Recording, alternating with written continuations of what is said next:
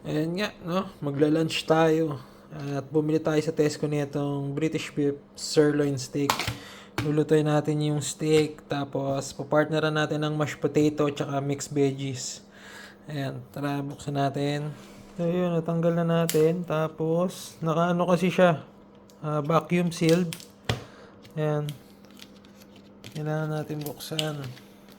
Mahirap magbukas kasi. So, ayan. Nabuksan na natin. Ipapat dry lang natin yung meat. Tamang ipat dry. Kabilaan. So, ayan. Sisisog lang natin to ng salt. Pepper. Kabilaan.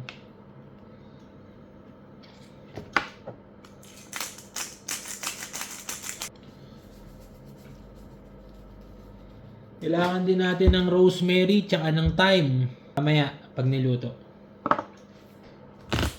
Kailangan natin tong garlic mamaya para sa steak. Fresh garlic. Mainit na natin yung pan. Kailangan din natin tong butter. So, mainit na yung pan natin.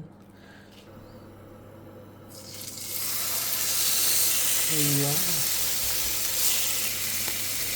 Cook lang natin siya 1 minute per side. Tapos, flip na natin para yung kabilang side naman. Ayan. Tapos, pwede na natin lagay butter. To add more flavor. Garlic. Thyme. Siyempre, yung rosemary. Ayan. Okay na to. Rest lang natin yung steak. Gagawa tayo ng mashed potato and gravy. Sa same pan, gumawa lang tayo ng roux. Yan, tinimplahan natin ng salt, pepper, tsaka konting Worcestershire. Meron na tayong gravy. So yun, ito na yung mashed potato natin. Lalagyan lang natin ng konting butter. Yun, tapos mash lang natin.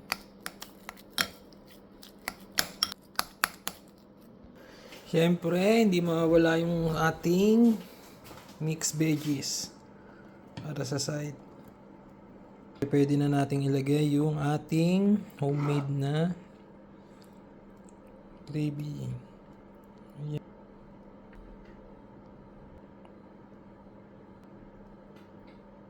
So, ayun. Wow. Ready na yung ating sirloin steak with mashed potato and mixed vegetable. Ready na.